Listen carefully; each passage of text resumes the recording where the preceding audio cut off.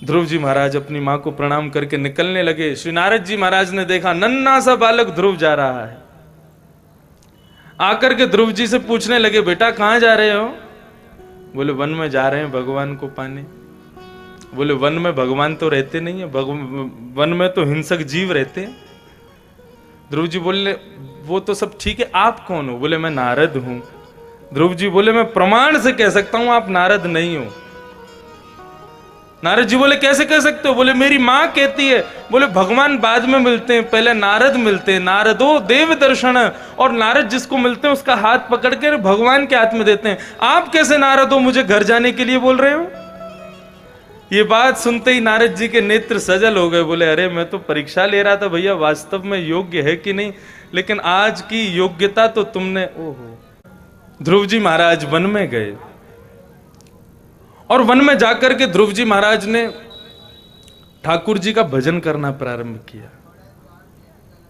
तिरात्रांते तिरात्रांते कपित्थ वदरासन। अब मुखिया जी पधारे हैं तो ठाकुर जी भी जल्दी प्रकट होने चाहिए ना। 3 रात्रि ध्रुव जी कुछ नहीं खाते और 3 रात्रि बाद में केवल कपित्त फल खाकर के ध्रुव जी भजन कर रहे हैं। अब देखो सावधानी से सुनना, ठाकुर जी कैसी भक्ति से प्रसन्न होते हैं। 3 रात्रि कुछ नहीं खाते, 3 रात्रि बाद केवल कपित्त फल खाकर के भजन कर रहे हैं।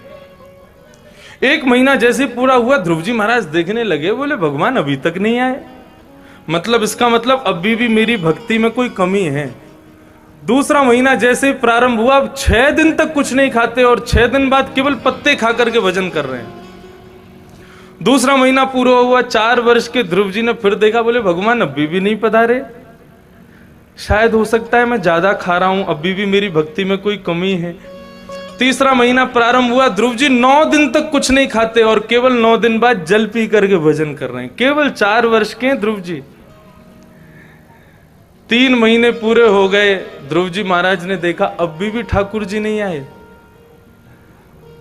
तो चौथे महीने में प्रवेश करते ही 12 दिन तक ना कुछ खाते हैं ना कुछ पीते हैं। 12 दिन में केवल एक बार श्वास लेते हैं और फिर श्वास को अपने अंदर रोक करके फिर भजन करते हैं।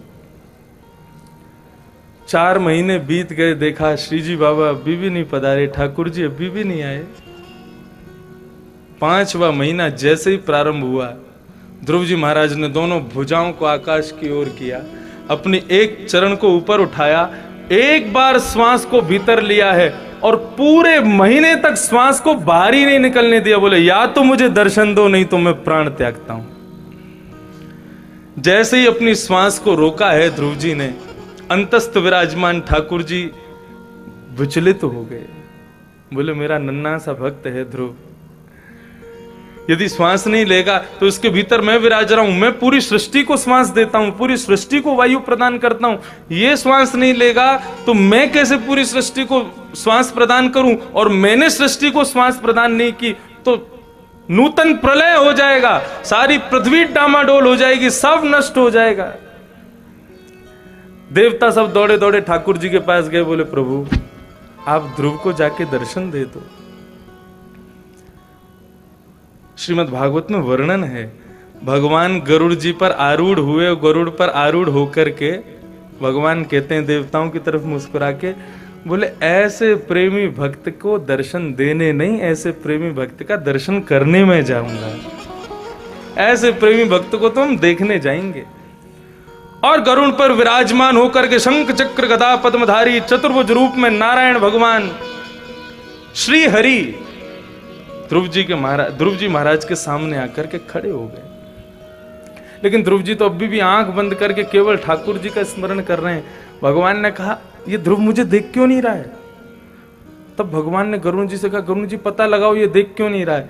गरुड़ जी बोले प्रभु जो स्वरूप बाहर आप लेके बैठे हो ना, वो स्वरूप अंदर मन में देख रहा है, जब तक वो मन का स्वरूप नहीं जाएगा तब तक आपको देखेगा ही नहीं।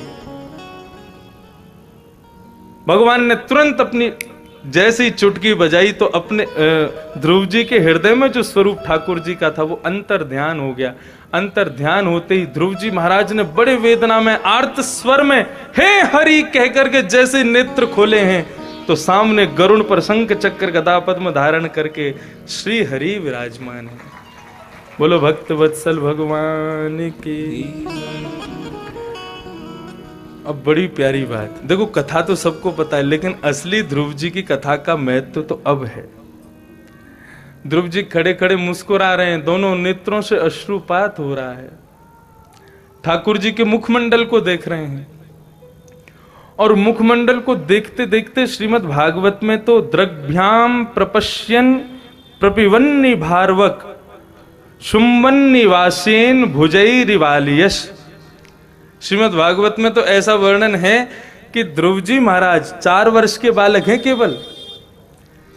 ठाकुर जी के श्री स्वरूप को देख करके ध्रुव जी महाराज की इच्छा होने लगी कि मैं ठाकुर जी की गोद में चढ़ जाऊं और गोद में चढ़ करके इनके गुलाब जामुन जैसे दिख रहे गालों को अपने अपने होठों से काट लूं मैं इनको।